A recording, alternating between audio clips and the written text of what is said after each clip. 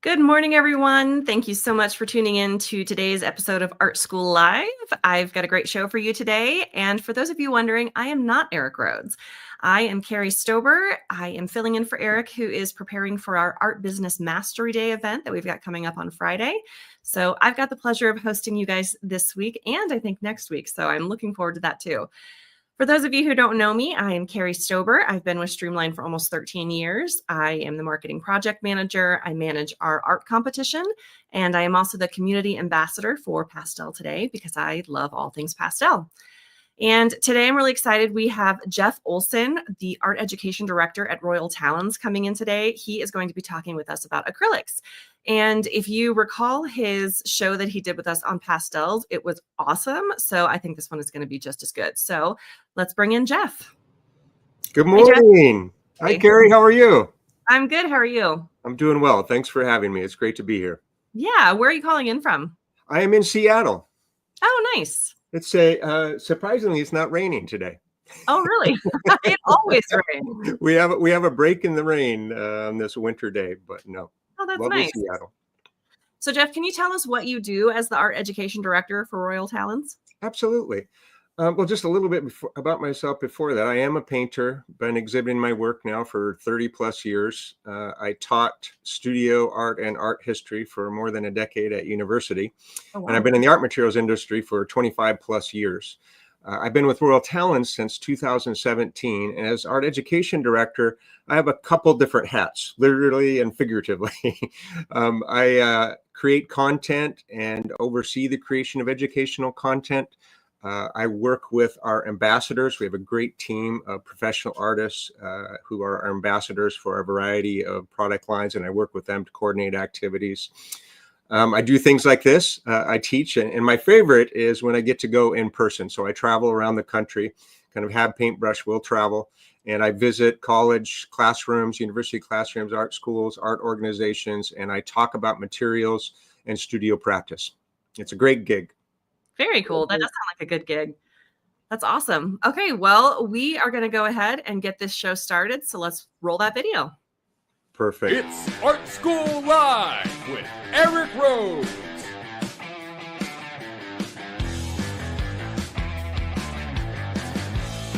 Now, here's your host, Eric Rhodes. 𝗫𝗄𝗃.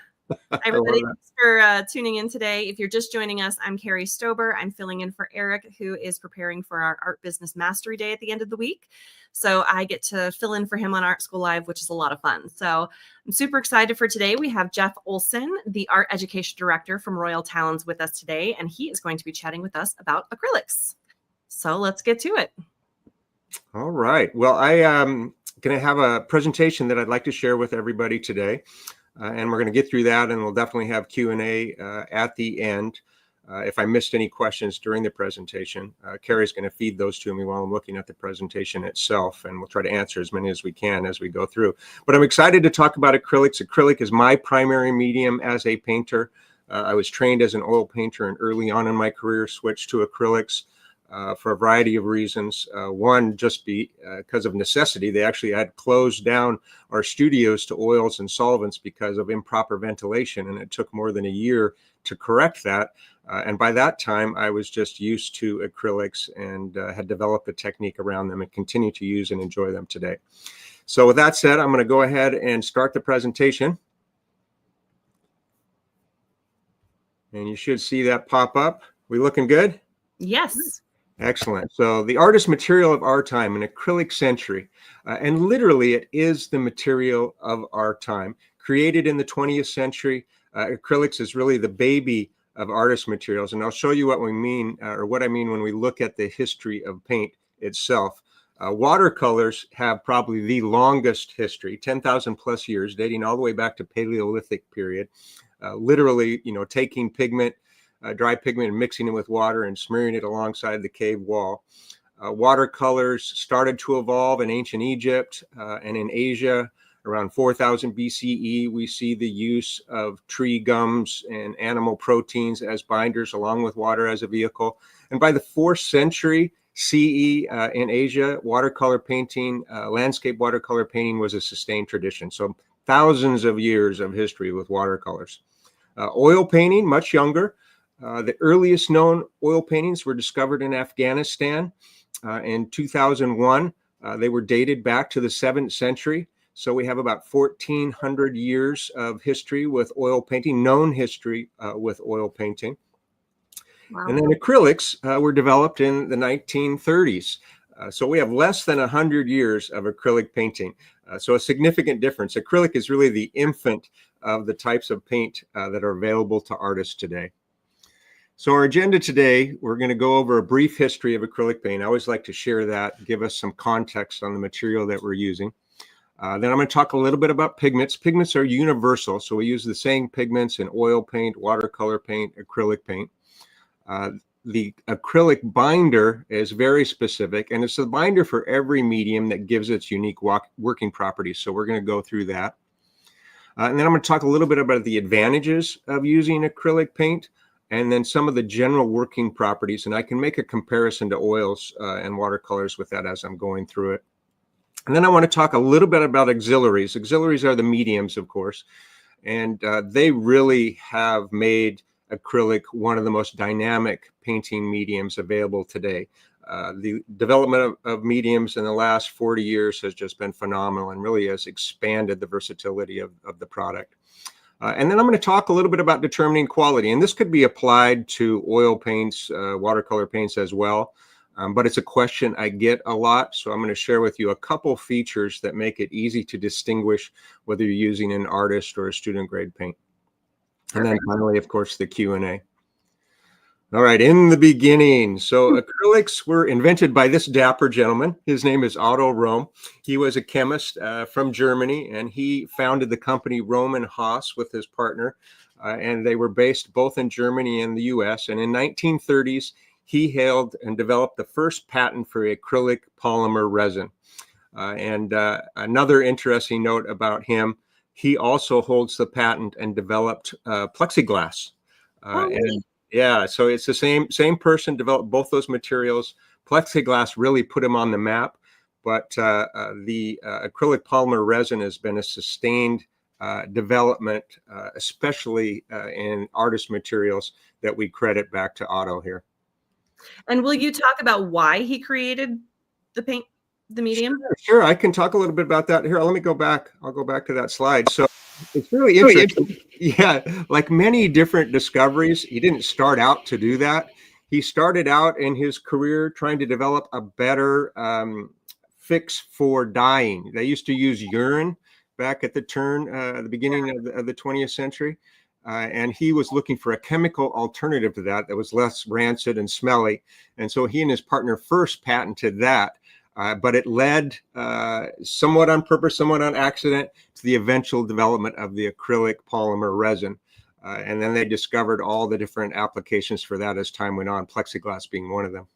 Interesting. Yeah. Yeah. So many, especially on the pigment side of it, but so many things within the art material industry were actually scientists, artists, alchemists, if you will, exploring for a solution for one thing and ended up discovering another thing by accident. Yeah. This gentleman, Leonard Bocquer, is really the first person to make an acrylic paint in the US, and that product was Magna. He did that in the 1940s. And this first generation of acrylic paints is very different from what we use today. The earliest acrylics, you actually needed a solvent like turpentine or mineral spirits, just like you do with oil. So you couldn't use water with them, although it did have many of the same working properties that acrylics do today, like the faster drying time and the flexibility of the film and those kind of features, which made it popular with many artists right off the bat.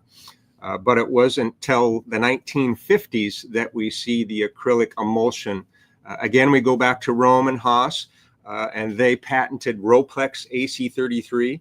So this was in the early 50s, right after World War II. All the GIs were coming back, and we had this big baby boom and housing boom. And this was perfect for that. So they're building all these houses, and the oil paint, or excuse me, the house paint that was most commonly used was an oil-based paint, a type of alkyd paint. But it takes a long time to dry.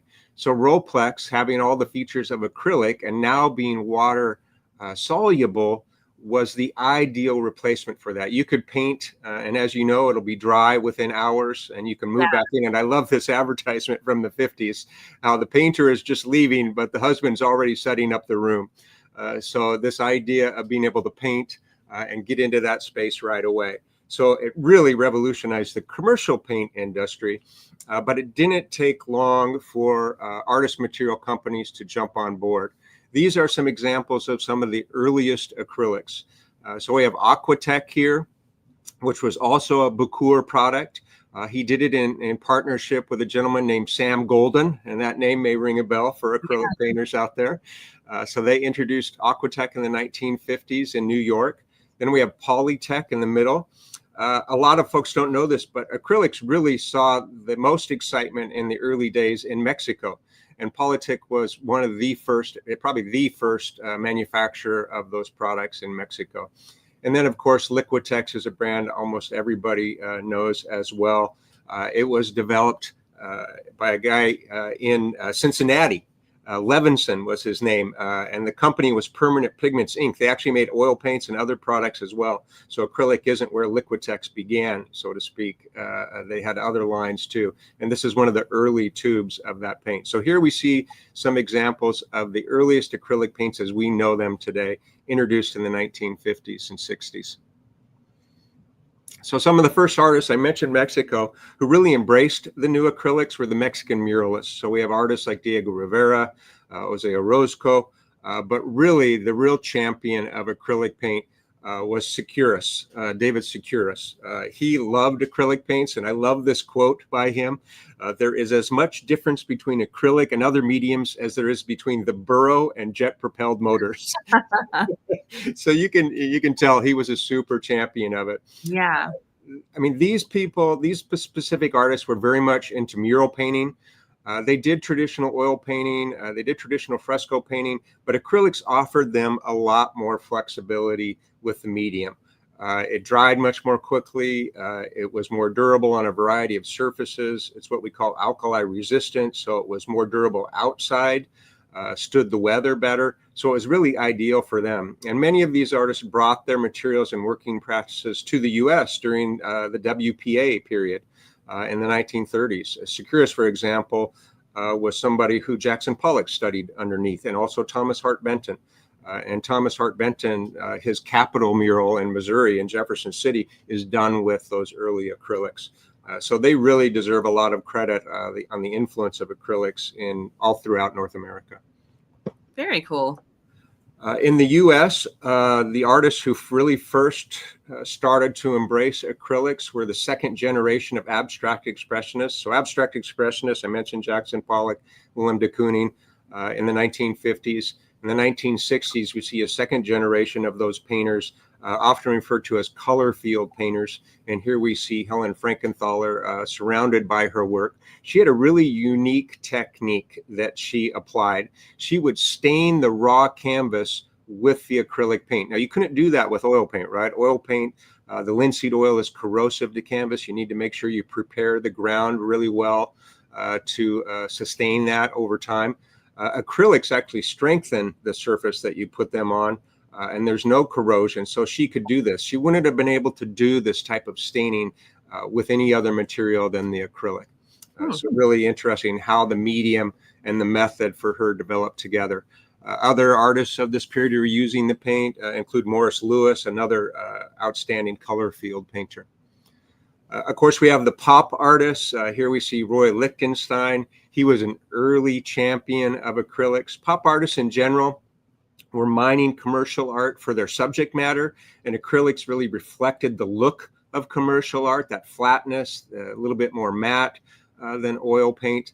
There's actually a story about Roy Lichtenstein. So that early paint made by Becour named Magna, the oil or the solvent-based acrylics, he loved that so much, but then when they created Aquatech, they stopped making it. So the story is that Roy Lichtenstein drove all over Manhattan to every art supply store, buying up all the stock that they had left of the Magna to fill his studio, so he wouldn't run out. I don't know if it's true, and I don't know if it was, how long it lasted him, but I love the idea of him driving around from store to store, buying up all this paint. That is funny. And then finally in the 70s, another movement that really embraced acrylics were the photorealists. Here we see 𝗲𝗲𝗄𝗏. They created ways of painting that were alternatives to the blending, that wet into wet technique that we use for oil painting to create these kind of transitions. They used a type of layering with acrylic paint. Richard Estes is another example of the photorealist. They also introduced acrylics through new tools. We see the rise in interest in airbrush painting. So she uses some airbrush techniques in her painting as well. And they created these really larger than life photorealist compositions, really stunning, and kind of a counter to the abstract expressionists, the abstraction that was going on at the time. So this figuration, this interest in realism was really unique, and acrylic helped them to express that. All right, so that's my kind of brief history of the artists who use it in development. Let's talk a little bit about pigments, because you can't tell a story about paint without talking about color, right? Right. And this will be a little review from the pastel talk for folks who participated in that. But we classify pigments in two different ways. Partly, we classify it by their origin, where they come from, and the other, how they reflect or refract light. This is a picture of how we receive the pigments in our manufacturing facility, these huge bags, 50-pound bags sometimes, of pigments. And this picture doesn't do it justice. The color literally glows out of these bags. It's pretty amazing to see in person. And these are the dry pigments that get mixed with whatever particular binder is under production that day.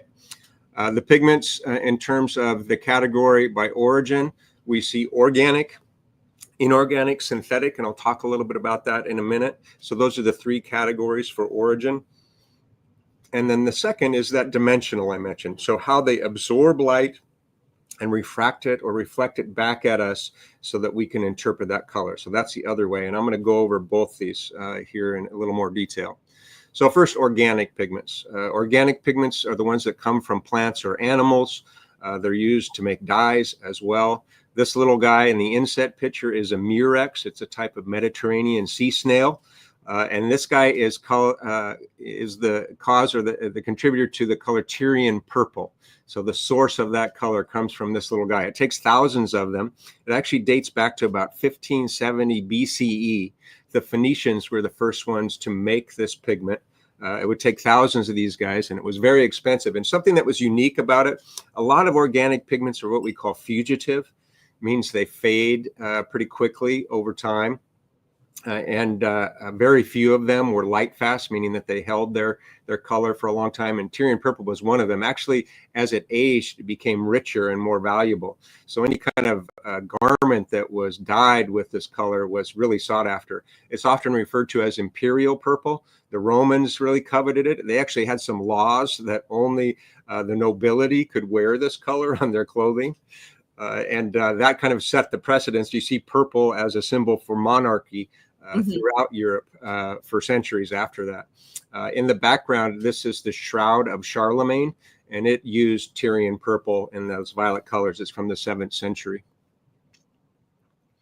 Next are the inorganic pigments. So these are the rocks beneath our feet, literally. The oldest pigments that we know are the mineral-based pigments, and very special pigments, most durable pigments. They last a long time. Most of them are very light fast. This particular color has many different names. We probably know it best by red ochre or iron oxide red, but it's also called bloodstone or sanguine. 𝗏𝗏𝗵𝗆, I think, is my favorite, which literally translates to deadhead. Yeah, I know, fun. Terra Rosa, Venetian red, the list goes on. So lots of different names. It can be found around the globe. So a lot of cultures autonomously develop this color in their work. We see this wonderful example of an Aboriginal dream painting in the background. Some of the earliest Aboriginal paintings that we have records of were using these type of mineral pigments. These mineral pigments were used in the caves of Lascaux. So they're really commonly found everywhere and have a very long and rich history in painting. Other mineral-based pigments of note are the traditional ultramarine blue made with lapis lazuli, for example. So there's a long list of these wonderful mineral-based pigments, or what we refer to as being inorganic colors. Finally, synthetic. Most of the colors we use today are synthesized or synthetic colors. They begin as being organic or inorganic, and we cook them up literally. Sometimes it's just a matter of heating it. Sometimes it's exposing it to other chemicals or other minerals or compounds. But it's not something that just is modern. Synthetic pigments have been around since the beginning of color almost. Artists, alchemists to the core, always looking for new ways to make color. This particular example is one of the older. This is lead white. Lead white was a pigment that dates back all the way to Roman times. This particular method for making lead white is you take the lead coils and submerge them in a jar containing vinegar or old wine, and you pack it in with cow dung. It's called the stack method, and close it up and let it sit. The cow dung generates some heat, and over several weeks, the lead oxidizes. It develops this white crust. And that is flaked off, dried, and milled or ground into the wonderful lead white color that was so popular during the Renaissance, and probably was the most popular white all the way up into the 20th century for painters. Wow. So lead white, also known as flake white, is an example of a synthetic pigment that's been around for a long time. All right, so dimensional pigments. So these are those fun colors, the metallics, the pearlescence, the interference pigments that a lot of people are like, what do I do with these colors? Where do they come from? Yeah. Most of them, they're super fun, and there are a lot of ways to integrate them. But the way that they're made is they're all based on a silicate called muscovite. It's a type of mica, if you will, and you can see the pigment here in the inset picture. The silicate is colored on its own sometimes. Most often, though, it's this kind of basic off-white color. It can contain other minerals like cobalt that will give it a different color. It can also be dyed or oxidized to create different colors, from gold to copper to silver, you name it. But this is the basis for that. Pure, they're colorless, but can be mixed with other pigments and dyes to create a variety of effects in those, what we refer to as specialty pigments. And how they work on the dimensional level is really interesting. So here's a couple diagrams. The first is what we refer to as absorption color, or one-dimensional color. This is the majority of colors that we work with. So the light waves come down, hit the pigment surface, and what reflects back to us is what we perceive as the color. So we see blue for this particular example. That's referred to as an absorption or one-dimensional pigment. So most colors that we're working with are these types of pigments. Metallic pigments are two-dimensional pigments. So the light comes down and hits the surface of that little piece of mica, that little silicate, and it reflects back to us like a mirror reflects light. And that's where it gets that two-dimensional effect. I don't know if you've ever walked around a painting that has some metallic on it or moved the light source. It almost kind of levitates off the surface, right? And that's this effect of reflecting back all the light waves, and then one of them becoming more dominant based on any other minerals present, dyes, or oxidation. Gotcha. So that's a two-dimensional metallic pigment. And then finally, the real fun one are the three-dimensional pigments. So these are referred to as interference pigments, commonly known as pearlescent colors. So we have that same piece of mica or silicate at the very bottom down there. And then what's done in the laboratory is kind of like what nature does to a pearl. Layers of oxidation are built up over the top of the pigment, like layers are built up over a grain of sand inside of an oyster to make a pearl. And as light hits these different layers of oxidation, different light waves have different strengths. So they penetrate the surface at different levels. And when they bounce back, they interfere with each other, and it can bounce them in different directions. So with a pearlescent color, literally looks like a pearl. As the light source moves, or we move in relation to the surface, we can often see varying or changing colors. We can see a red turn to green, for example. And this is what's happening. You literally have thousands of little light prisms inside the paint refracting the light and interfering with what we see. It's really pretty cool. All right, so those are the pigments. We could probably spend weeks on end talking about pigments, but we got to move on. And I want to talk about the binder for acrylics. So I mentioned early in the beginning, the binder for all paints are what determine the working properties of that material. So with oil paint, we have linseed oil. For watercolor, 𝗲𝗶𝗰𝗁, and for acrylic, we have the acrylic polymer emulsion. So the reason acrylics do what they do are because of this magic binder. The word acrylic itself was coined in 1843, so it was coined in the 19th century, and it's related to the Greek word akros. So anything containing acryl or it's having an acrid smell is where it originates. So it speaks to the ingredients of these type of polymers early on in their development. They kind of give off this acrid smell. Acrylic resins, I get asked this all the time. Are they a plastic? Yes, but they're a very specific type of plastic that we refer to as thermoplastic. So they're not your everyday run-of-the-mill plastic. The specific name is polymethyl acrylate or polyacrylics. They have a couple of features that distinguish them from other plastics. The first is that they're incredibly strong. They're much stronger than a traditional plastic. Think of plexiglass. It's a similar type of material, really, really strong. But most importantly for the painting process, they have exceptional clarity. So we really can see the pigment color, the light refraction through this particular type of thermoplastic that we wouldn't get from other types of plastics. So the combination of its strength, its optical clarity, and its durability and flexibility make it a really great binder. The other thing that acrylics are really good at, that all good binders need to be, is a really good adhesive.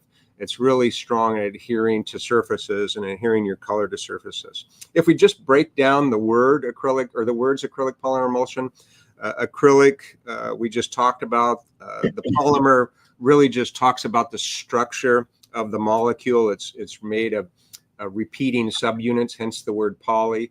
And then emulsion is what allows us to use it with water. Remember that first generation of acrylics, you had to use solvents. So it was this development of the acrylic polymer emulsion that allows us to use water. Emulsion comes from the Greek to milk. Literally milk is an emulsion. Emulsion is where you have two ingredients that come together and are able to mix because of a third ingredient. So think of mayonnaise as a natural emulsion. Another type of emulsion in painting would be tempera. You have egg yolk, which is an animal protein, but it has something in it called lecithin, which acts as an emulsifier and allows you to use water as a vehicle, even though you're mixing it with an animal protein. So essentially the acrylic is polymerized with an emulsifier that allows us to add water and create what would be technically referred to as an emulsion paint. Okay. All right, so what does this do for us? So it offers us a lot of advantages when we use it as a binder in paint. So it gives us greater resistance to moisture. This was something that was really important to those Mexican muralists. These things were going to be outside and their durability was really great. But even on studio paintings, canvas paintings, any kind of moisture in transit or in their exhibition space, really resistant to that. You could literally fleck water onto them and not do any damage. Really better adhesion to the surface that they're being painted on. Of all the binders used for making paint, acrylic has the best adhesion, the best strength. Superior resistance to blistering and cracking. And of course, this has plagued oil painting for centuries. Over time, we get that cracks, those little cracks you see in the old master paintings, and developed a whole curatorial mission around them. Acrylics do not blister, do not crack over time, and they've been tested in the lab to sustain hundreds of years of duration, including heat. They are non-yellowing, again, a benefit over oils in that sense. Linseed oil has a tendency to yellow over time. It can yellow really quickly depending on its exposure or lack of exposure to light. We get no yellowing over time to the paint film with acrylic. It's alkali resistant. I mentioned this earlier. That means the acids that are in the environment that can eat away at a paint film. Acrylics are resistant to that, so it's going to make them last longer and be more durable. And then finally, no harmful solvents are needed. So you don't need to use any kind of mineral spirits or turpentine to paint with. You just need water as your vehicle. So some of the working properties that you get as a result. I'm going to jump right into drying time because I think that's what most people are familiar with. So if you're an oil painter, you know that you have several days to work back in wet into wet techniques.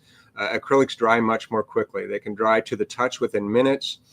Depending on the thickness of the paint film, it can take 24 to 72 hours to dry completely, but much, much faster than the dry time with oils.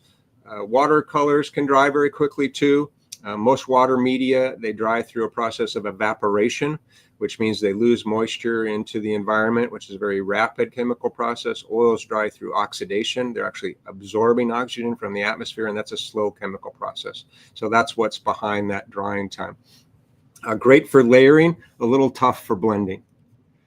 Film flexibility. So acrylic not only is the strongest or best adhesive, but it's the best in terms of its flexibility. So you could roll up an acrylic painting, no problem, where that's pretty dangerous with an oil painting, especially a regular one.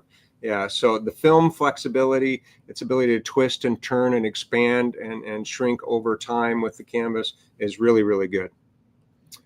There is mass shift to acrylics. So what that means is that the paint film will actually shrink a little bit as it dries. Remember, it dries through evaporation. It's losing moisture, so it loses a little bit of mass.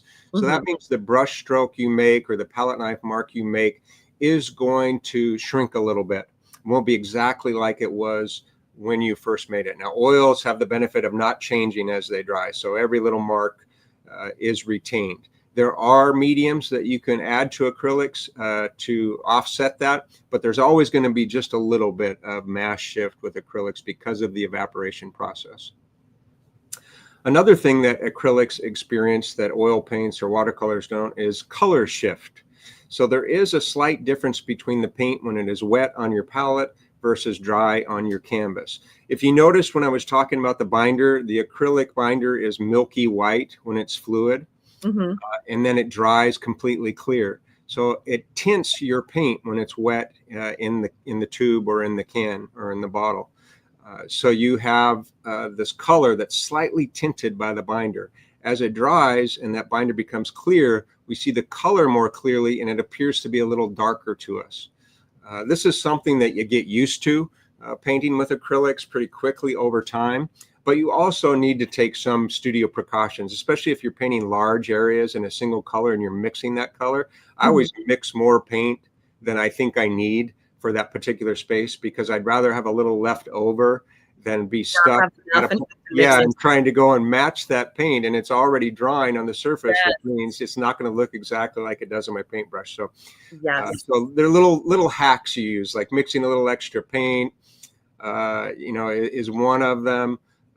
Creating one area at a time. Acrylic painters don't set up their palettes quite like an oil painter does. They tend to work with just a few colors at a time. I know I do because you don't want your paint to dry out on the palette like that.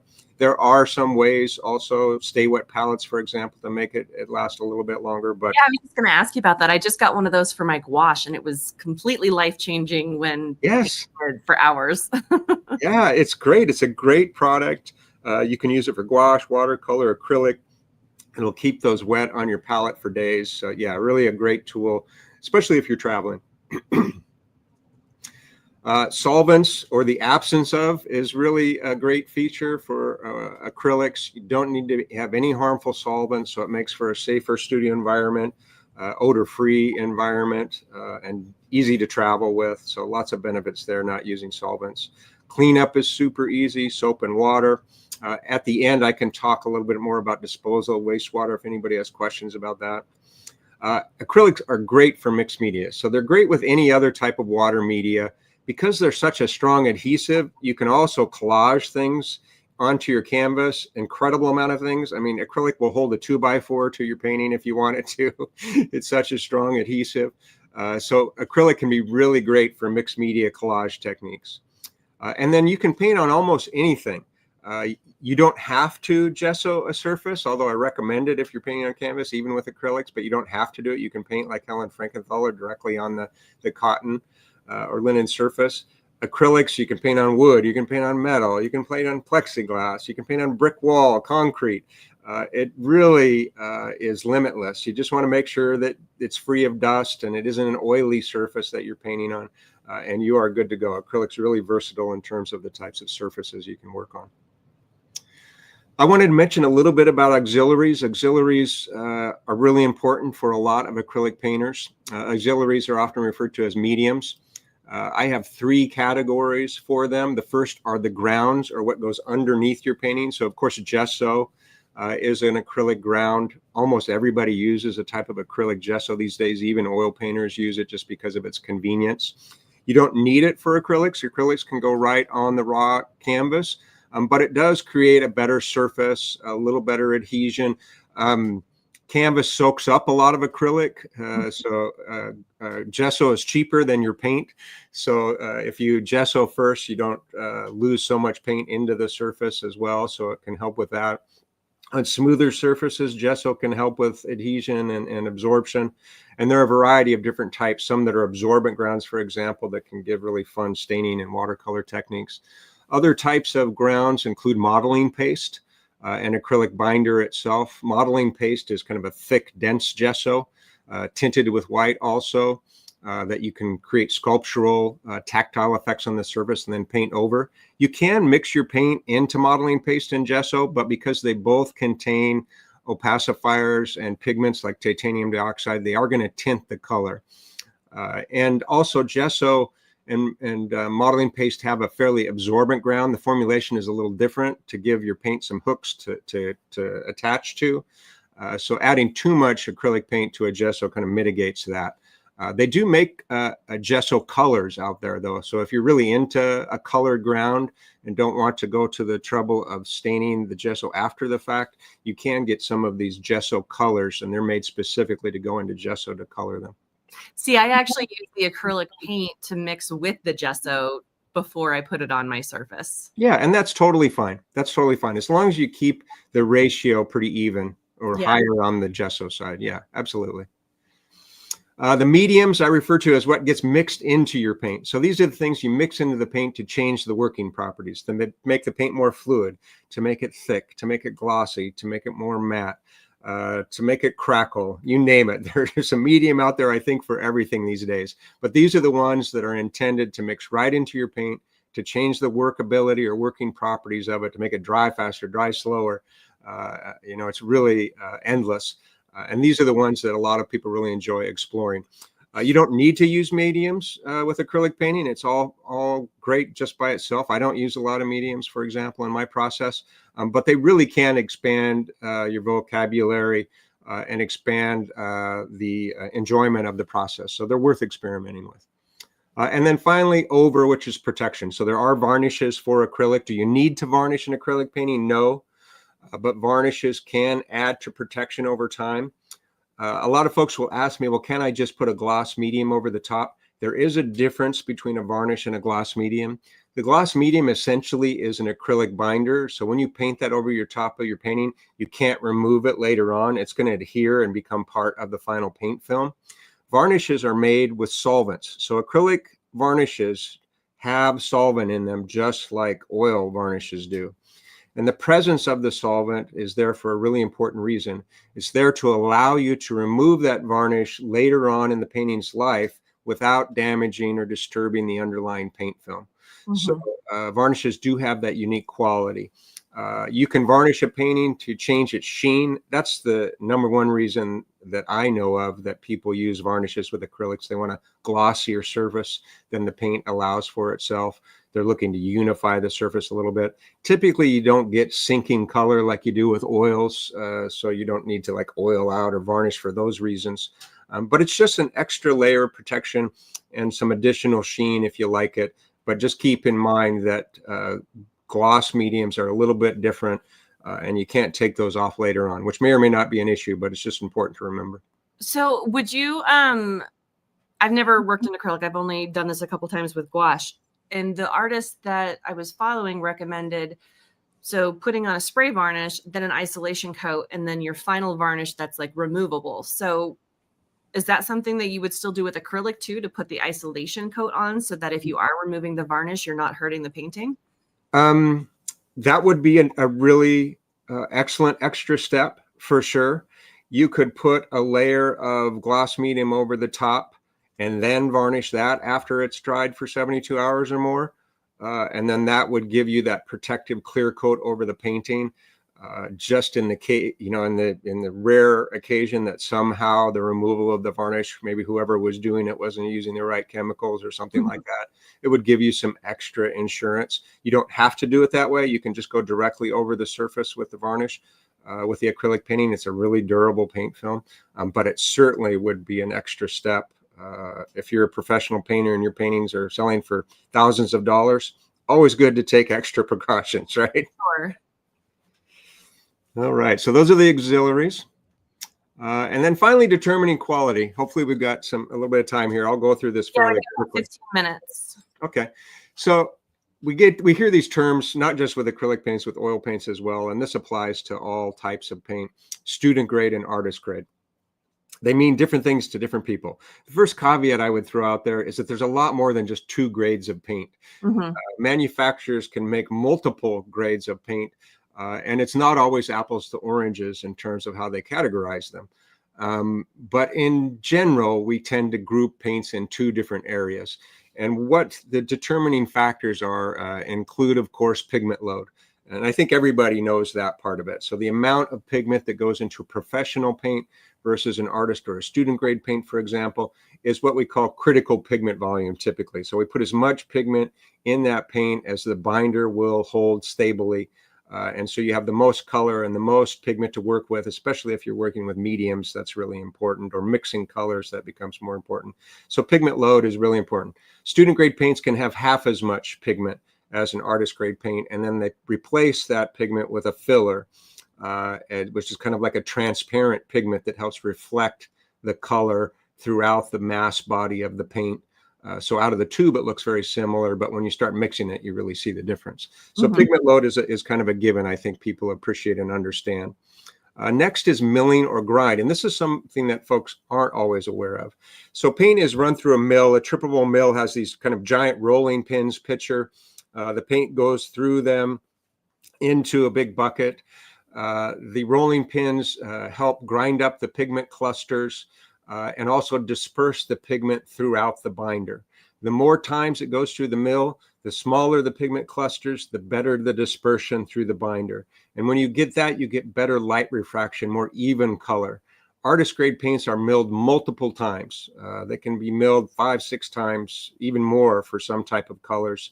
So you get the best dispersion of the pigment through the binder and exceptional color as a result. Student grade paints maybe only go through once. Some types of student grade paints don't get milled at all. They just get mixed. So that affects the type of light that they reflect back from the pigments and the color that we see. So milling can be equally important to the pigment load.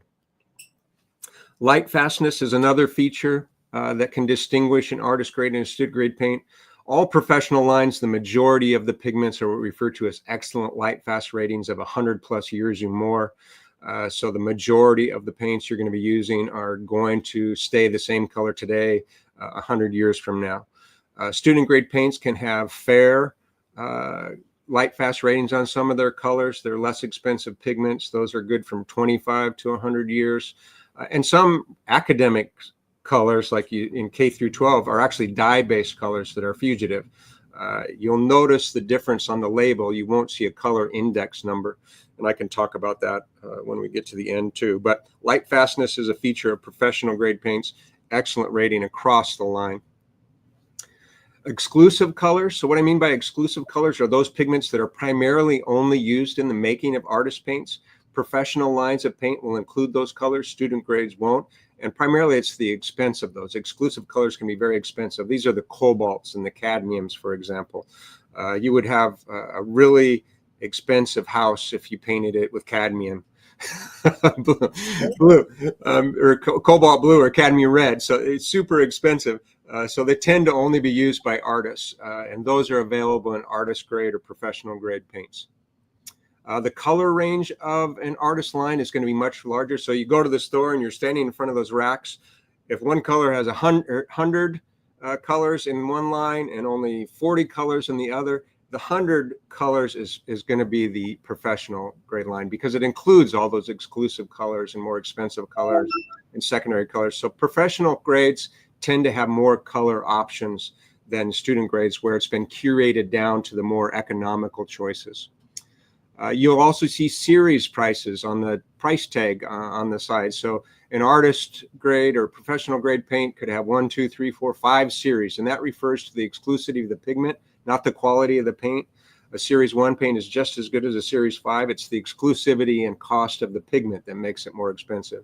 Student grade ranges will have just a single series, maybe 2 series, but not much more than that, again, because they've curated those more expensive pigments out. And then finally, a way to test this on your own is what's called mass tone, undertone, and tinting. So mass tone is just the paint out of the tube on your palette. You haven't mixed it. You haven't really spread it around. Mass tone is the color that we see when the paint first comes out of the tube.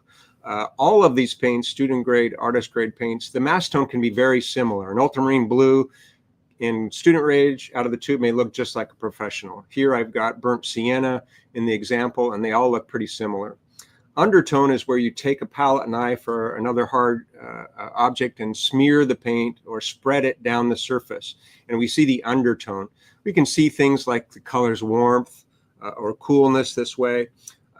For artist grade paints, you should get a nice, smooth, even color and not too much transparency, depending on the type of pigment. Burnt sienna is a little transparent, right? So we're going to see more through that than we would like a cad red, for example. The other thing with student grade paints, because they're not milled as much, often you'll see little bumps in the paint, and that's the larger pigment particles visible to the human eye. So we can see a lot about the quality of a paint and its undertone. And then finally, tinting, and you see that below, where you mix equal amounts of white with each. And here you can see on the right is the professional color, a much richer tint. We see a lot of the characteristics of the burnt sienna, even though it's got an equal amount of white. And as we get down to the student grade paint on the bottom left there, we see the lightest version, less pigment in that paint, so the white is more dominant. So this is an easy way to test the paint at home in your studio. And that is it. Okay, let's do Q&A because we have 10 minutes and lots of questions. Okay, Cool. I'm going to make us bigger here. Okay, so first question is, so there's lead white, stack white, zinc white, titanium white. What's the difference between the whites? So it's all the pigments. So the origin of the pigments are different, and they have different behavior. So zinc white is really self-explanatory, right? It's zinc. It's a fairly transparent white. You find it more in oils than you do in acrylics, although there are some zincs in acrylic lines as well. It's a great mixing white because of its transparency. It's not as overbearing as titanium white. Titanium white is by far the most dominant white pigment used in painting today. Whether you're painting in acrylics or oils, you're most likely to have titanium white. It's a very opaque white, very strong white. Great for tinting colors, but it can be overpowering in some mixtures. But it's still the most commonly used. There are mixtures of the two called mixing whites in some different manufacturers' lingo, where they mix the titanium and zinc together to give you a paint that has characteristics of both. It has a little bit less intensity of titanium, but still is a great color universally. Lead white, I shared with you the stack method of creating. So the pigment is based in lead, so it's a carcinogenic pigment. It's actually not sold in 26 states in the US. And a lot of artists have phased out of it because of the health concerns around lead, and they're warranted. But lead white is unique. It has a unique texture. The stack white, for example, right out of the tube, super dense. As you can imagine, it's like holding a brick of lead when you hold a tube of lead white paint. And squeezing it out of the tube is not an easy task. But when you start to manipulate it with your brush or palette knife, it becomes almost like honey. And then you can kind of drip it and drag it across the surface. This is what Rembrandt did in his technique. You'll often see that beautiful texture in Rembrandt paintings, and he's using lead white to achieve that. So it has some very specific working properties that have made it popular with traditional oil painters still today. But titanium white is by far the most commonly used. Perfect. Okay, so this, I'm getting lots of comments about this, so I want to get to this before we run out of time. The wastewater disposal. Sure. So always avoid pouring your acrylic water, wastewater down the drain. So it's bad to pour it down for a lot of the same reasons as other paints. You've got pigments, potentially carcinogenic pigments. If you're using cadmiums or cobalts, you don't want to add those into the water, groundwater. So you want to just dump your water out. There are a couple alternatives. The easiest way to deal with it, and this is for folks who aren't painting with too much water or too much or not a lot in the studio activity in general, but you take that wastewater cup and you just let it sit. And over a 24-hour period, the majority of the pigment and what polymer is in the water will sink to the bottom. It creates kind of a sludge at the bottom. You probably noticed this if you've been painting a lot with acrylics. You get this kind of sludge at the bottom of your container after a day or so.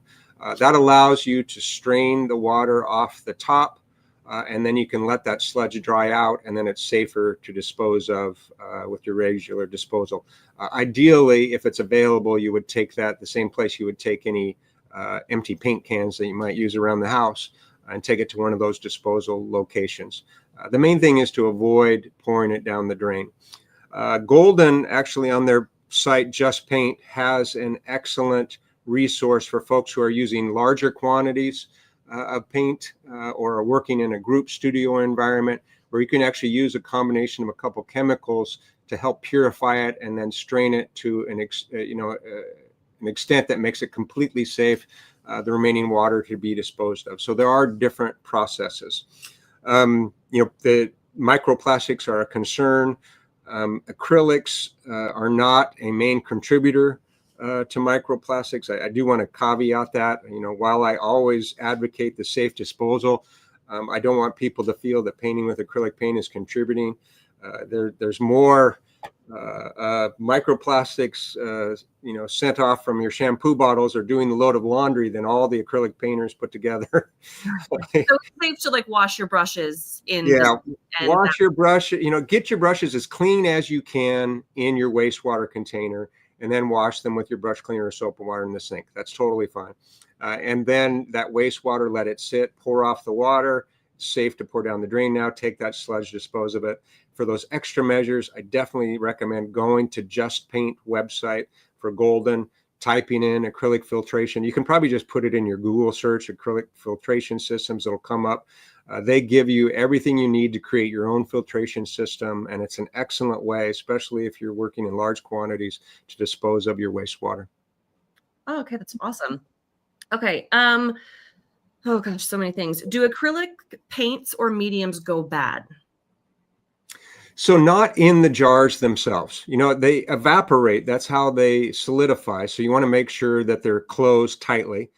You'll know if you've left your acrylic tube or your acrylic jar not sealed all the way. You'll get a little film of plastic at the top of the paint that you've got to fight through. So you want to make sure you're sealing your tubes and your jars really well, and then they won't go bad. I've got a jar, actually a keepsake from my old life, that's probably 30 years old now, of acrylic that I just keep, and it's still perfectly good in its jar, so it doesn't go bad. Now, your wastewater that you have in your studio, if you haven't emptied that out for a while and it's been sitting there for a few days, you will start to smell that. That can go bad. It is an organic material. And so bugs are going to grow in there. You're going to get a little fun moldy film. And I'm speaking from experience here. We're all guilty of it. And it can smell pretty bad.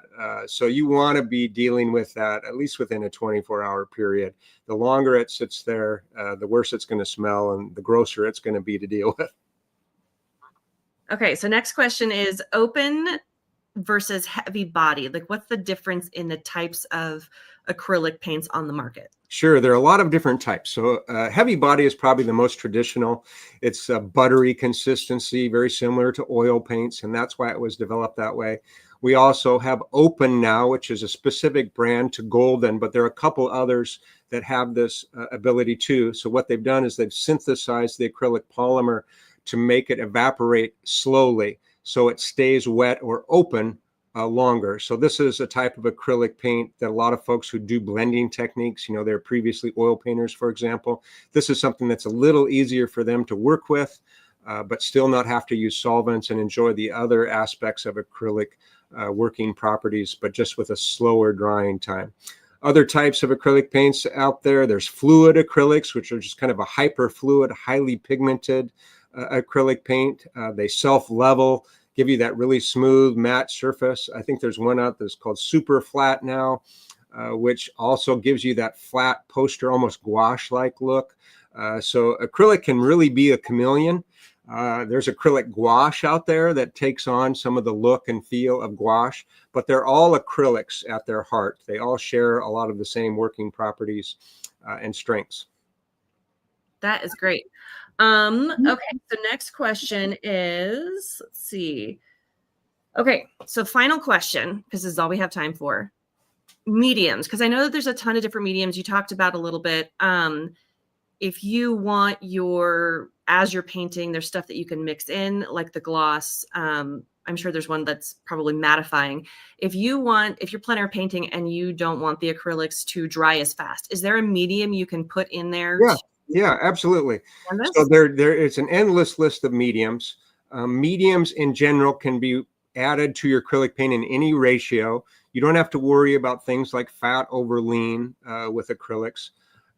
They will make the paint a little more transparent. And then depending on the type of medium, they'll make it glossier, they'll make it more matte, they'll make it thicker, thinner, all those type of things. As far as making the paint dry more quickly, you have two options. You have a slow drying medium, emphasis on the word medium, that can be added to the paint in any amount. The more you add, the more transparent it's going to get, but it will make it dry substantially more quickly. So that's a nice feature. And then there are acrylic dryers. So these have to be added in moderation. There'll actually be instructions on it. They get added to the paint in very small amounts. They're not a medium per se. They're what we call retarders. So they, on a chemical level, interfere with the evaporation of the emulsion and allow you a longer drying time. But you have to be more specific in the amount that you put in. It's really just a few drops on your palette. And every one has its own specific instructions on the bottle when you purchase it. The advantage to using an acrylic dryer versus an acrylic drying medium is that you can add just a small amount so it won't change the opacity or the feel or look of the paint. If you add too much, you'll know it because your paint will become like a little wad of chewing gum on the surface. So you'll know when you've overdone it. But follow the instructions on the bottle. Dryers can be really great, or excuse me, slow drying chargers can be really great in terms of giving you both a slower drying time or a faster drying time. I'm getting kind of mixed up in my terms there. I apologize. But there are both of those available to go in both directions. Perfect. Well, Jeff, if you would hang on, I want to chat with you when we're done here, but I want to thank everyone so much for watching today. This was such an informative, I love these. I love nerding out and learning about things. So this was just awesome. So I'm so excited. And yeah, my brain is just on overload right now thinking about all the things that I just heard. But everyone, thank you so much for watching. Remember to watch us every day. We're here every weekday at noon. You can subscribe to our YouTube channel. You can follow Eric Rhodes on Instagram. He's at Eric Rhodes. We're going to be here the rest of this week. It's going to be great. We've got Acrylic Live coming up here in March. Since we've all just learned about Acrylic Live, we've got a great lineup. Charlie Easton is going to be co-hosting with Eric. It's going to be super fun. We also have, if you guys are interested in the business aspect of art, we have Art Business Mastery Day coming up on Friday that you can attend. It's a one-day event. Eric has lots of great speakers lined up. So definitely check that out if that's something you're interested in. And my mind is blown with all the information that I just received. So I thank you guys so much for watching. This is such a joy that I get to do these and be here with you guys. And this is just awesome. And I will see you guys tomorrow. Have a great day. Thank you.